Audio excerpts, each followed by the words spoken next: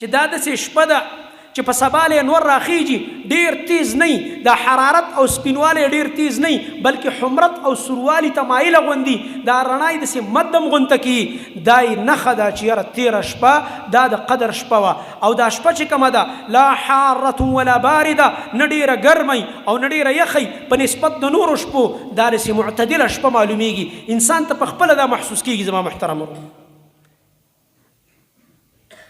دا الله نبی صلی الله علیه وسلم فرمایلی و امارتها، امارت بعضې خلک دا امارت ټکې د حکومت دپاره امارت، هلکه الفاظ هم غلط وي. امارت خو نښې ته وایي، هغې ته امارت وایي په کسره د حمزې سره. امارت حکومت او مشرۍ ته وایي، او امارت چې دی امارات جمع ده، دا نښو ته وایي، علاماتو ته وایي.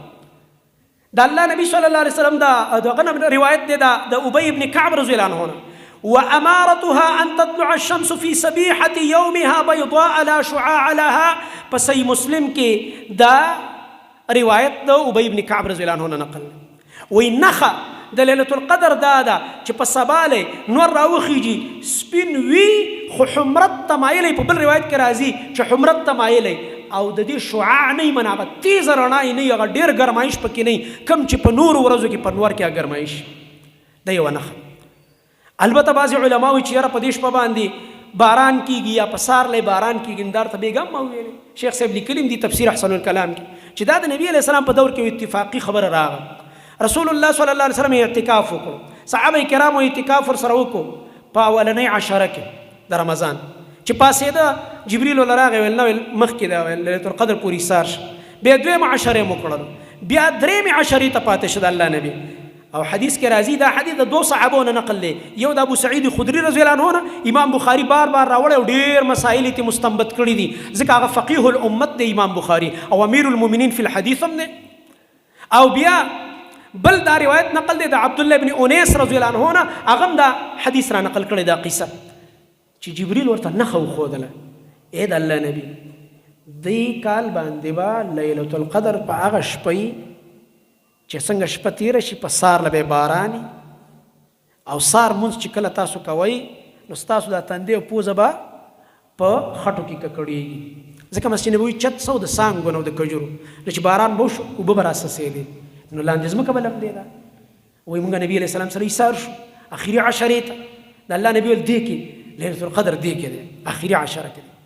او بیا په دې جزم وکړو چې آینده لپاره تاسو کلم لیلة القدر لټوئ نو په آخري شپه کې دی او په طاق شپو کې.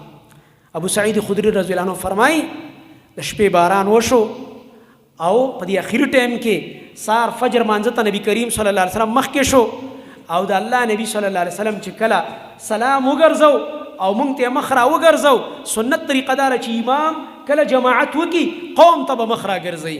دی وخت امامان چې کوم دی نیم مسجد نه خپي او دی نیم جماعت ته دی خوا مخ کړي او صرف په خي طرف را ګرځي، دا یو بدعت، صرف په یو طرف را ګرځي او به نیم قوم ته دی شا کړي د خپي او نیم قوم ته دی مخ کړي، نه مخامخ پکې نه. فاقبل علينا بوجهه، نبی کریم صلی الله علیه وسلم مونږ ته مخامخ شو، مخامخ پکې نه، او کله په ګس طرف را تاویږي او کله په خي طرف را تاویږي، صرف په خي طرف دا تخصیص مکو، دا نه دی ثابت، وختم ختم دی.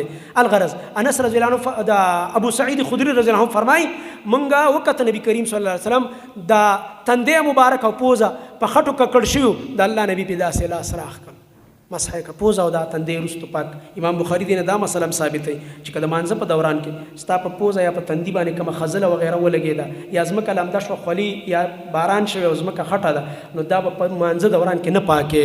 امام بخاری خو استنباطات کوي، اذن فقيه جوړي. دا صحیح بخاری سره د غب شپ کتاب خو نه دی، دا ته پته دا جوړ وایي ته پته ولګي، د فقهاو کتابونه بدل ير شي بیا دا کم فقات چې دی انسان الله ورکړه او صحیح ده که په مانځه کې پتا په تندیا په پوزه کوم خزله وغیرہ ولګي دا په مونږ دوران کې مل لري کوا چې کله مونږ ختم شه بیا یې لري کا، لکه نبی علیه الصلاۃ والسلام دا خټې د خپل تندي پوزه مبارک نه لري نه کړ، هغه چې نبی علیه السلام ته کوم وحی شوی هغه څه شوله پوره شوله مونږ په خپل سترګو باندې ولیدل.